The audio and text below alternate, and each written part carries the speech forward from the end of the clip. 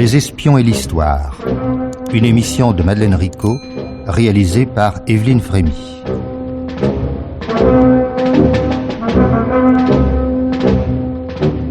Un jour d'automne en 1958, le bureau du commissaire criminel de la sûreté suédoise, Otto Danielsson, un homme de 55 ans dont la renommée d'habileté contraste avec une apparence physique quelconque. Vous prétendez que le colonel, cet homme si froid, si maître de lui, a été pris d'une violente colère publique au sujet d'une chose sans importance?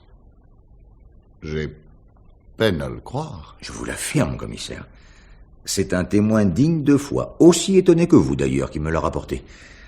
Le colonel est devenu fou furieux en apprenant que l'officier, qui s'était occupé des militaires russes venus visiter la Suède, avait réussi à les faire retourner en première classe d'avion au lieu de la classe touriste.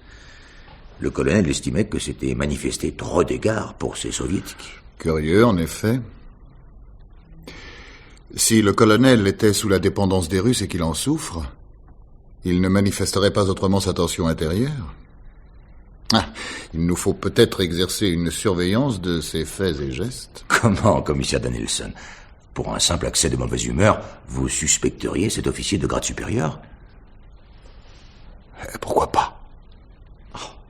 Oubliez-vous qu'il a été en poste en Russie plusieurs années? De 1948 à 1952, si mes souvenirs sont exacts. Les soviétiques ont pu prendre barre sur lui lors de ce séjour pour une raison que nous ignorons. J'en serais fort étonné. Le colonel me semble au-dessus de tout soupçon. On ne lui connaît aucun vice ni aucune passion, et il n'a jamais manifesté d'opinion politique ou idéologique. C'est exact. Mais les devoirs de ma charge m'obligent à suivre les indications que me donne mon instinct. Commençons donc une enquête, disons, de routine, et mettons le colonel sous surveillance. Il en sortira peut-être un jour quelque chose d'intéressant. Stockholm, 20 juin 1963. Peu avant 9 heures du matin. Un homme âgé d'une cinquantaine d'années, élégamment mais sobrement habillé en civil, mince, élancé, le visage sérieux et sympathique, s'avance sur le pont Ribsbro. Il est à peine parvenu en son milieu qu'une voiture le rejoint. Colonel, vous êtes en état d'arrestation. Montez dans cette voiture, je vous prie.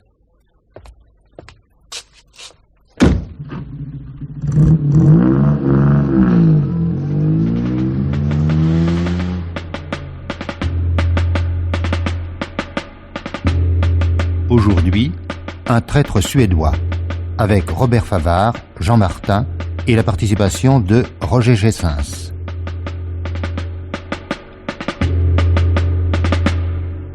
Colonel, veuillez, je vous prie, décliner votre identité au greffier, avant qu'il soit procédé à votre interrogatoire.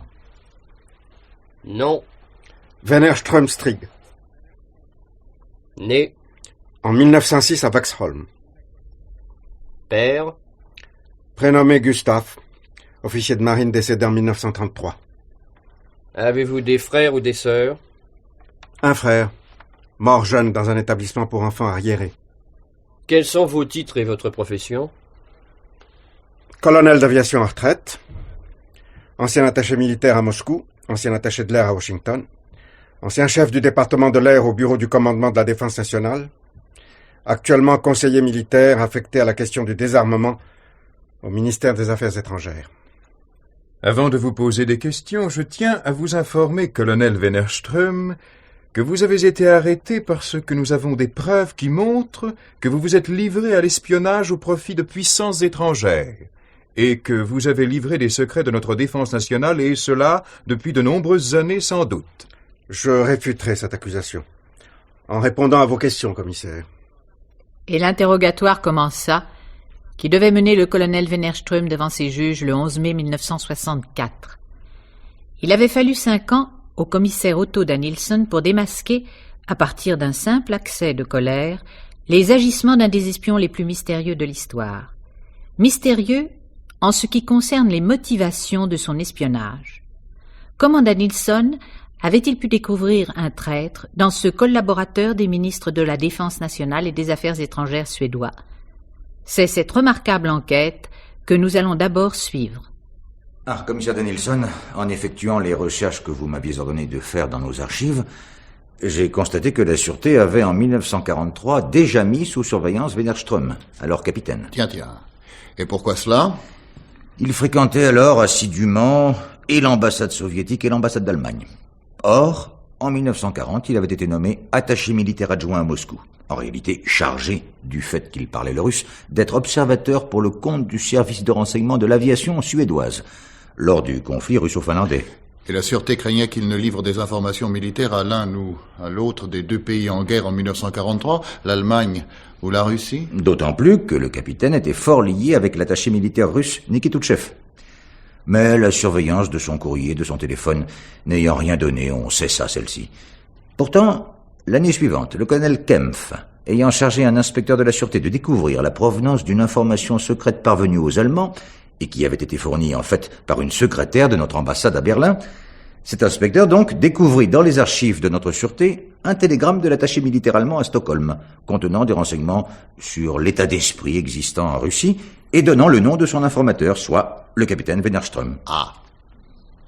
Ainsi, mes soupçons seraient confirmés par des faits datant de 15 ans. Non, car après examen, le colonel Kempf a estimé que c'était là le rapport de bavardage d'un homme qui voulait seulement se donner de l'importance. Bon. D'ailleurs, à cette époque, automne 1943, Wennerström était commandant de l'escadrille de Saint-Eunas et bien incapable d'obtenir des renseignements sur la Russie. Peu après, il eut d'ailleurs un accident d'aviation. Il était alors considéré par ses chefs comme un excellent officier d'état-major, mais comme un faible pilote. Aussi fut-il affecté à l'état-major de l'armée de l'air, voilà. C'est tout. C'est tout. C'est tout ce que vous avez pu recueillir concernant des agissements suspects de Wennerström. Absolument tout. Le colonel semble jouir de la plus excellente réputation. Sa vie privée ne donne prise à aucune critique. Il a épousé en 1939 la fille unique de riches commerçants. Sa femme, qui a 13 ans de moins que lui, est jolie et gaie. Elle lui a donné 2 filles charmantes. Il habite depuis peu une très belle villa de 10 pièces à Djursholm. 10 pièces dans la banlieue la plus élégante de Stockholm, cette villa a dû coûter un bon prix. Ne laissez pas courir votre imagination, commissaire. Cette villa a été vendue avec un comptant élevé, certes, mais somme fournie par le père de Madame Wennerström. De plus, cette villa n'est pas d'un si grand luxe et seule une femme de ménage l'entretient, avec l'épouse du colonel. Bien.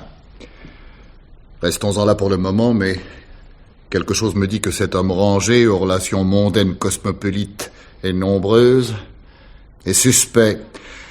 Tenez-moi au courant de tous ces faits et gestes qui pourraient vous sembler intéressants ou bizarres.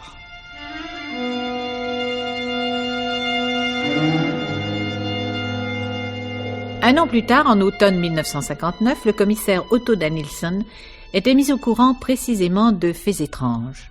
Commissaire, je commence à penser que votre intuition ne vous a pas trompé. Je viens de relever 2 voyages curieux effectués par Wennerström. Tout d'abord, si sa femme est bien rentrée directement en Suède à la fin de leurs vacances passées en Espagne, le colonel a fait un crochet par Berlin-Est. Ah. Peu après, ayant été à l'exposition aéronautique de Farnborough, il a quitté les autres officiers à l'escale d'Amsterdam pour une cause inconnue. J'ai, d'autre part, appris qu'un certain commandant d'aviation juge tout à fait surprenante la curiosité dont fait preuve Wennerström pour des sujets en dehors de sa compétence. Oui, ceci confirme mes soupçons.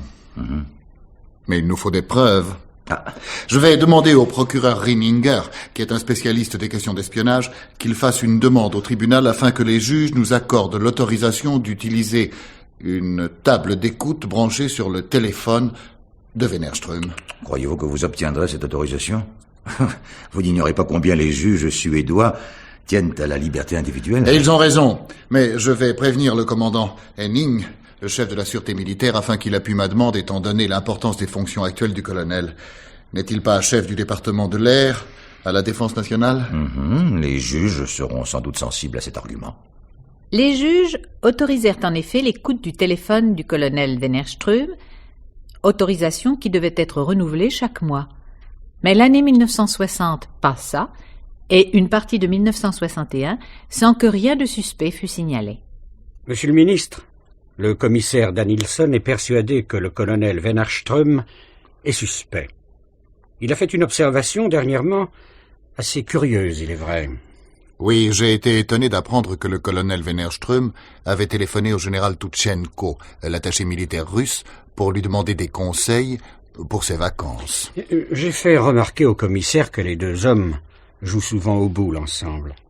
Mais, en tant que chef de la police, et bien que je sois personnellement certain de l'innocence de cet officier, devant l'insistance de M. Danielson, je me vois contraint de considérer le colonel non comme un espion, mais comme un risque, M. Anderson. Vous avez tous deux raison. Il vaut mieux suspecter un innocent que négliger un coupable. Et précisément, le colonel a sollicité un poste à mon ministère de la guerre où il devrait expédier les affaires courantes de l'état-major. Poste de première importance puisque de nombreux documents secrets seront mis entre ses mains. Monsieur le ministre, je vous supplie de ne pas lui confier ce poste. Cela me semble prudent, en effet. Mais si cet homme est innocent, on ne peut le priver sans explication d'un poste honorifique. C'est évident. Puisqu'il va être bientôt mis à la retraite, on pourrait lui offrir un emploi dans une grande industrie. Je crois que j'ai trouvé un poste plus valable. Le ministre des Affaires étrangères réclame un spécialiste pour étudier les questions de désarmement. Les compétences techniques, les articles, les livres du colonel sur l'aviation de demain justifient cette nomination qui, de plus, n'est pas imprudente. Si M. Hunden accepte, voilà qui règle la question. Mais je vous avertis, commissaire Danielson, que si l'écoute téléphonique n'a pas donné plus de résultats le 1er octobre prochain, date de la fin du service actif du colonel, je la supprime. Et nous devrons vous pardonner les soupçons que vous avez portés sur cet homme que, je le répète, je considère comme innocent. Et moi, je demeure convaincu, messieurs, que je n'aurai pas à solliciter ce pardon. Il s'en fallut de quelques semaines seulement que l'obstiné commissaire ne fut obligé de reconnaître son erreur. Monsieur Tullin, je pense cette fois vous convaincre de la probable trahison du colonel Wennerström. Oh, je vous en prie, commissaire, pas de grands mots ni de suppositions, mais des faits. Enfin, des faits. En voici, éloquents dans leur brièveté. Il y a quelques jours, le colonel a téléphoné à l'état-major de l'air pour y réclamer des documents extrêmement secrets concernant l'avion 37. On les lui a remis sans lui poser de questions. 2 jours plus tard, Wennerström déjeunait chez le colonel Nikolski. L'attaché militaire russe ? Coïncidence, sans doute. Et les documents concernant l'avion 37 étaient probablement nécessaires au colonel pour son travail. La coïncidence est possible, mais pour ce qui concerne les documents, non. J'ai fait vérifier le travail de notre officier. Rien, absolument rien dans celui-ci ne justifiait cette communication. D'autre part, j'ai été interroger l'archiviste de l'état-major, mademoiselle Stenberg. Oh, mais parfaitement, monsieur le commissaire. Je connais très bien le colonel Wennerström. Il vient très souvent emprunter aux archives des documents secrets. Oh, mais il les rapporte toujours le lendemain. Eh bien, mademoiselle, vous ne lui prêterez plus aucun papier dorénavant. Vous lui direz qu'il y a un nouveau règlement et qu'il doit vous montrer une lettre d'autorisation du ministre lui-même. Bien, monsieur le commissaire.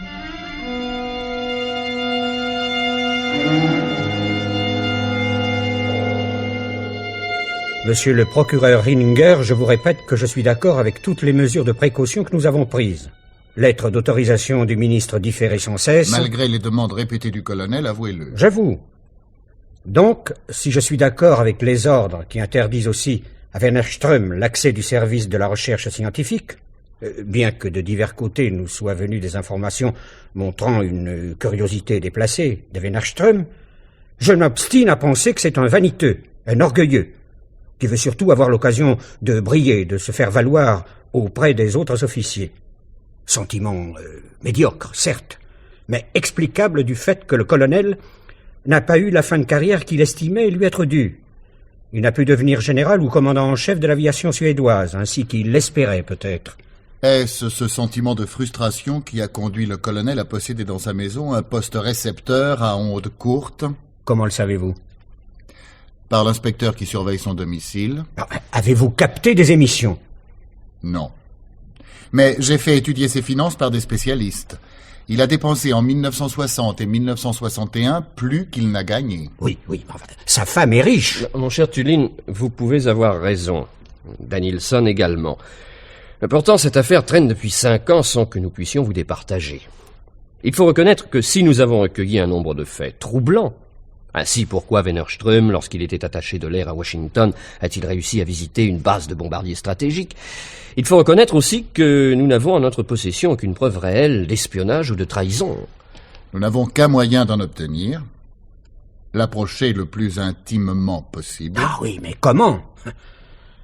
Avez-vous une idée, commissaire? Oui. Il faut convoquer sa femme de ménage, une certaine Karin Rosen. C'est une démarche risquée qui peut éveiller les soupçons du colonel s'il l'apprend par cette femme elle-même et lui faire détruire tout objet ou document compromettant, donc toute preuve. J'avoue que la réussite dépend de l'intelligence, de la personnalité de Madame Rosen, mais les renseignements sur elle sont excellents. Eh bien, risquons l'affaire.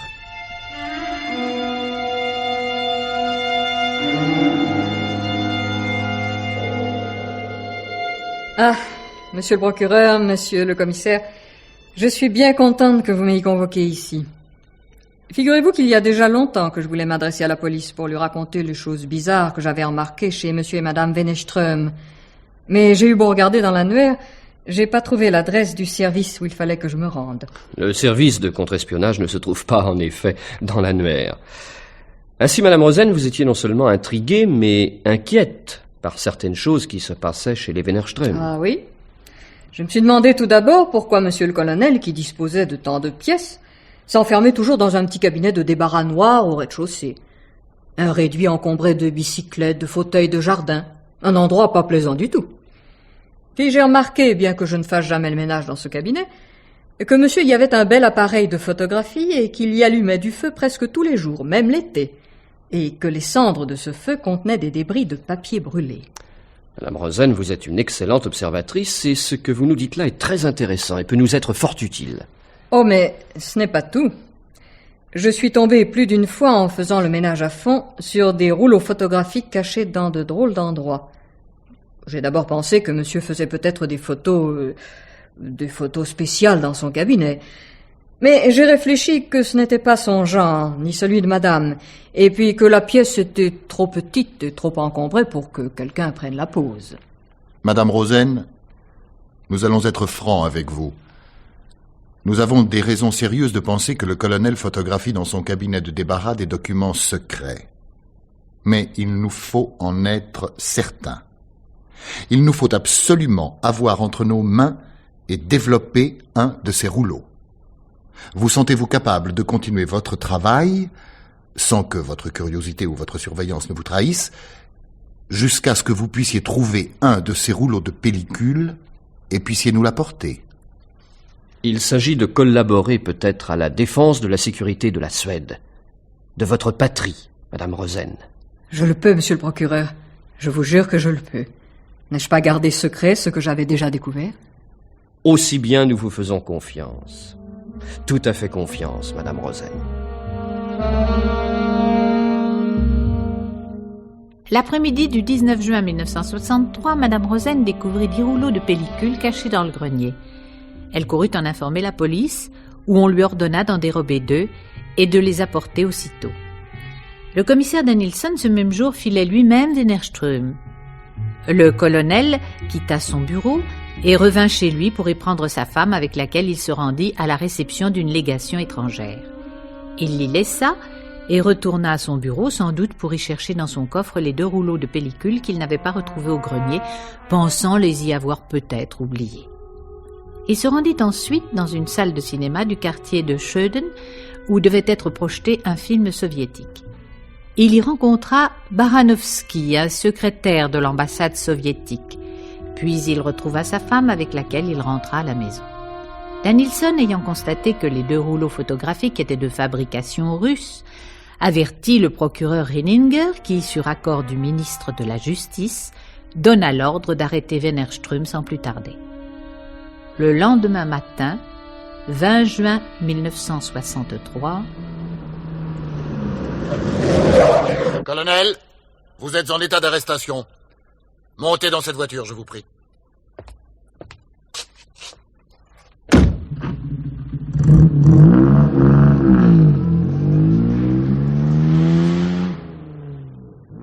Au cours des interrogatoires qu'il devait subir, le colonel Wennerström se défendit tout d'abord avec arrogance. Mais enfin, le 25 juin, il déclara... Eh bien oui, c'est exact. J'ai pratiqué l'espionnage pour le compte de pays étrangers. Et depuis quand? Depuis 15 ans. 15 ans, soit depuis 1948.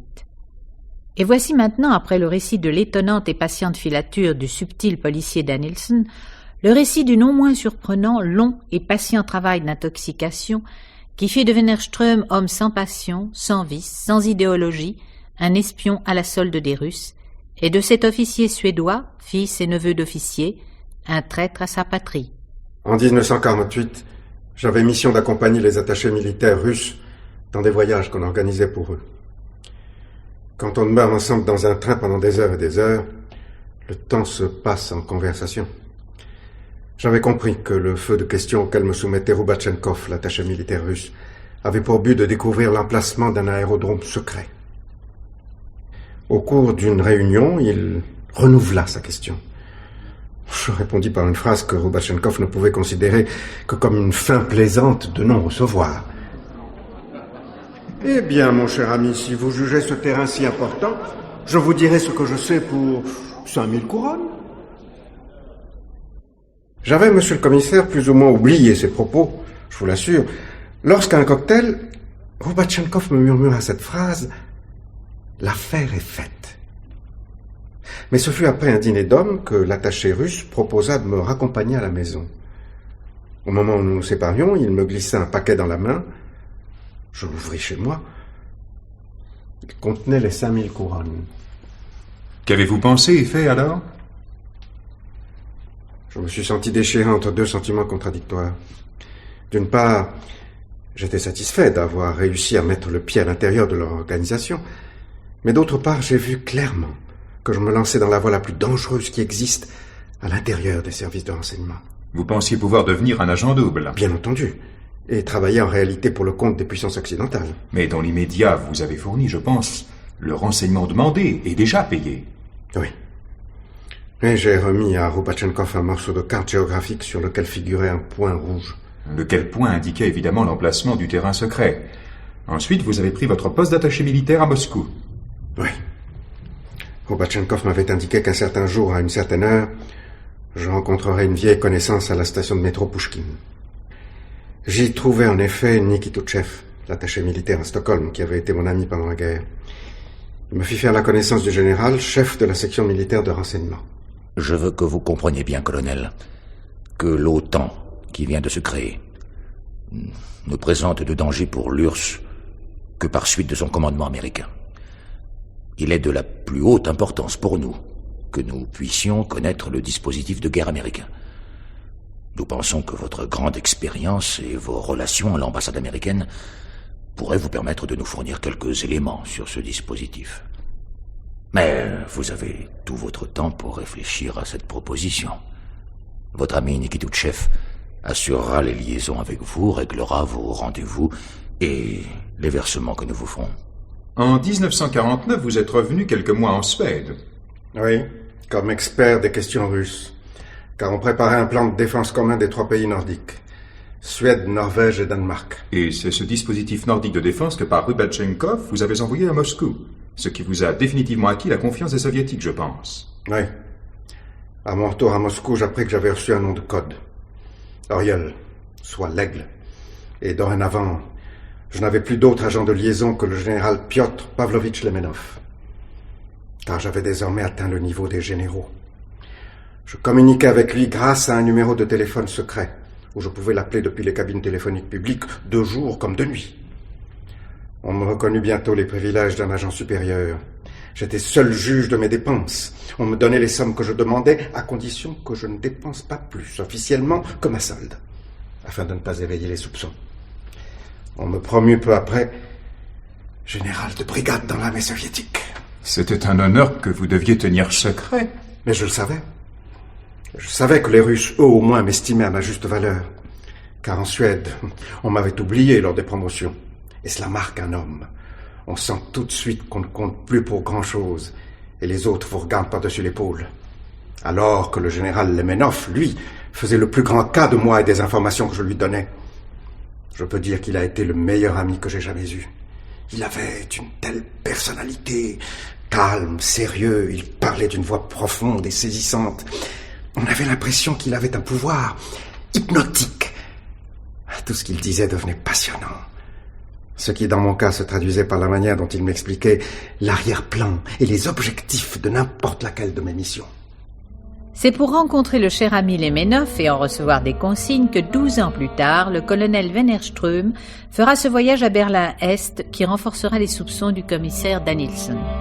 Au cours des mois de son interrogatoire, l'espion racontera les missions que lui confia Lemenov aux États-Unis lorsqu'il y fut nommé en 1952 comme attaché de l'air. Votre objectif essentiel en Amérique sera l'espionnage industriel. Nous sommes intéressés par tout ce qui touche les viseurs de bombes, les fusées et robots de divers types, la miniaturisation électronique dans le radar et la radio. J'ai préparé une liste pour les 5 ans que vous passerez là-bas. Je serai toujours votre superviseur, mais vous connaîtrez votre contact à Washington lorsque celui-ci vous dira la phrase suivante. Je dois vous saluer de la part de Nicolas Vassilievitch. Vous répondrez alors, oui, je le connais, nous nous sommes rencontrés à Spiridonovka. Le contact ne fut autre que l'attaché de l'air soviétique, le général Kouvinov en personne. Et les entrevues avec ce contact se passèrent fort bien, sans éveiller les soupçons des services du contre-espionnage américain pendant 5 ans. Puis le colonel revint en Suède et fut nommé chef du département de l'air au commandement de la défense nationale. C'est alors, colonel Wennerström, que vous êtes devenu vraiment un traître. J'aurais voulu avoir la force de me retirer lorsque Lemenov m'a demandé d'espionner mon propre pays. Mais je me suis senti menacé par les Russes. Et cette menace pesait sur ma vie même. C'est sans doute cette tension, cette peur, qui déclenchèrent la fameuse colère haineuse contre les Russes qui éveilla l'attention du commissaire Danielson. Le colonel Wennerström, ayant pu être ranimé à la suite d'une tentative de suicide au barbiturique, fut jugé en mai 1964. Le procureur Renninger requérait contre lui.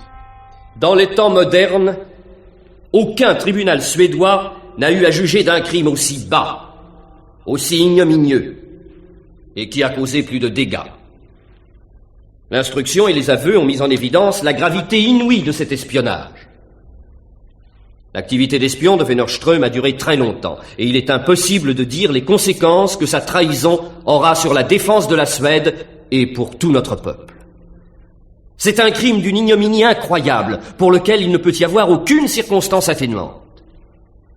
Wennerström a risqué l'existence même de tous les Suédois, et il ne peut y avoir pour lui qu'un châtiment, le plus sévère que prévoit la loi, la réclusion à vie. Je vous affirme que c'est pour des raisons idéologiques, pour mieux équilibrer les forces du monde, que mon client a été espion.